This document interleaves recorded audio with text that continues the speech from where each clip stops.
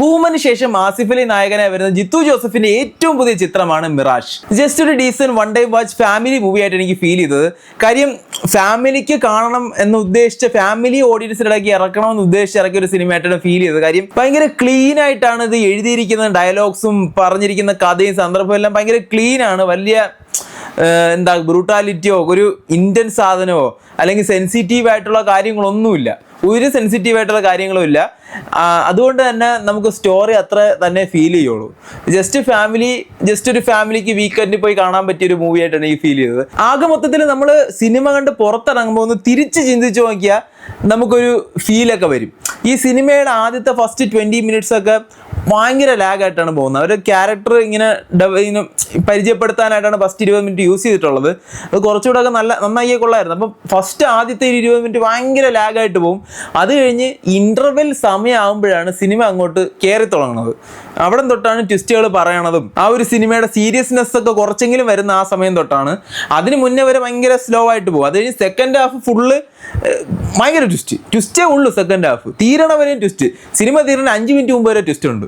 അങ്ങനെയാണ് സിനിമ എടുത്തു വെച്ചിരിക്കുന്നത്. ലൈക്ക് സാധാരണ നമ്മളൊരു നോർമൽ ജിത്തു ജോസഫിന്റെ ഒരു ഫിലിം കാണാൻ പോകുന്ന ഒരു പ്രതീക്ഷ ഉണ്ടല്ലോ.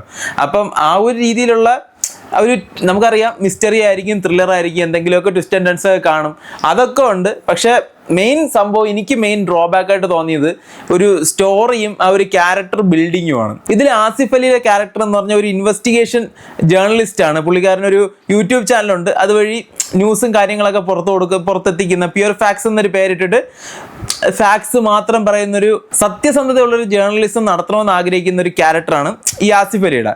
നമ്മൾ അപർണയുടെ ക്യാരക്ടർ ഒരുപാട് ഷെയ്ഡ്സ് ഉള്ളൊരു ക്യാരക്ടർ ആയിട്ടാണ് എഴുതി വെച്ചിരിക്കുന്നത്. പക്ഷെ അത്രയ്ക്കൊന്നും ഫീൽ ചെയ്തില്ല. ഓക്കെ, അപ്പോൾ ഇവർ രണ്ടുപേരുമാണ് മെയിൻ ക്യാരക്ടേഴ്സ്. ഇവരെ ചുറ്റിപ്പറ്റി ഒരുപാട് ക്യാരക്ടേഴ്സ് സൈഡിൽ കൂടെ ഉണ്ട്. ഈ സൈഡ് ക്യാരക്ടേഴ്സിനും ഒരുപാട് ഫേസസ് കൊടുത്തിട്ടുണ്ട്.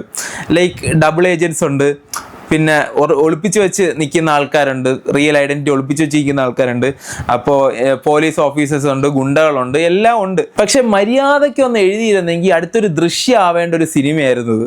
സത്യത്തിൽ ഒരു കഥയ്ക്ക് കുറച്ചുകൂടി ഡെപ്ത് കൊടുത്ത് ക്യാരക്ടേഴ്സിനൊക്കെ കുറച്ചുകൂടെ ഒരു ലൈഫ് കൊടുത്തിരുന്നെങ്കിൽ വിഷയ സിനിമ ആവേണ്ട ഒരു സിനിമയായിരുന്നു.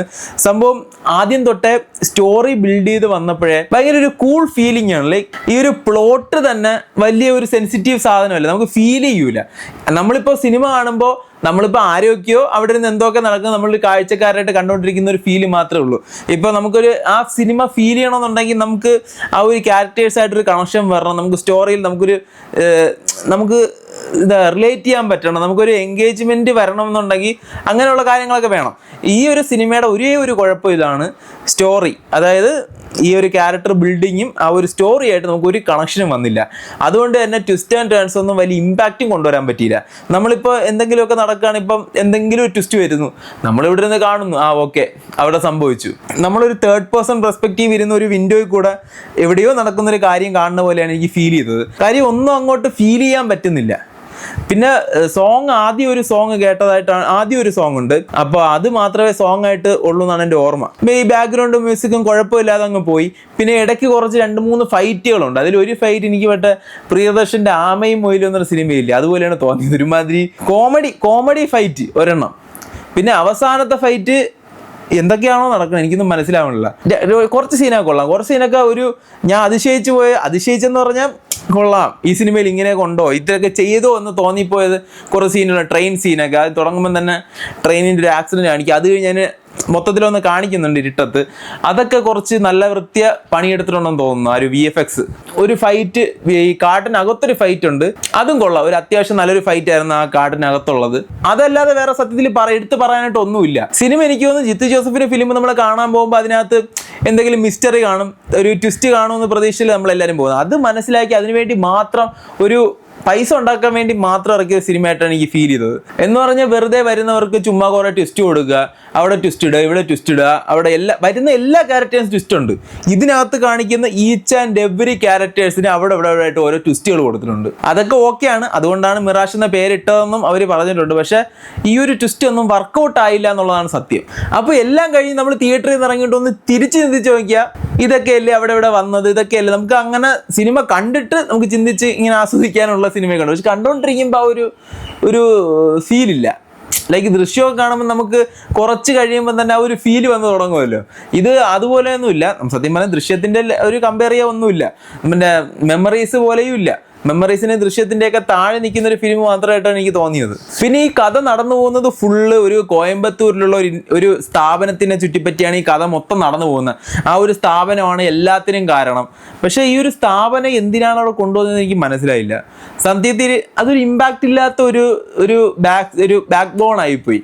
ലൈക്ക് ആ ഒരു ഇൻസ്റ്റിറ്റ്യൂട്ടും ചെയ്യുന്ന കാര്യങ്ങളും ഒക്കെ അതല്ലാതെ കുറച്ചുകൂടെ സെൻസിറ്റീവ് ആയിട്ടുള്ള എന്തെങ്കിലും കൊണ്ടുവന്നിരുന്നെങ്കിൽ കുറച്ചുകൂടെ കൊള്ളായിരുന്നു. ആകെ മൊത്തത്തിൽ ഒരു ഫാമിലിക്ക് വീക്കെൻഡ് കാണാൻ പറ്റിയ ഒരു സിനിമ. ലൈക്ക് ഒരു ബ്രൂട്ടാലിറ്റി ഇല്ല, വയലൻസ് ഇല്ല, ഒന്നുമില്ല. ക്ലീൻ ആയിട്ട് ഒരു ഫാമിലിക്ക് പോവാം, എൻജോയ് ചെയ്യാം. ഫാമിലിക്കൊക്കെ നല്ലപോലെ ഇഷ്ടപ്പെടും.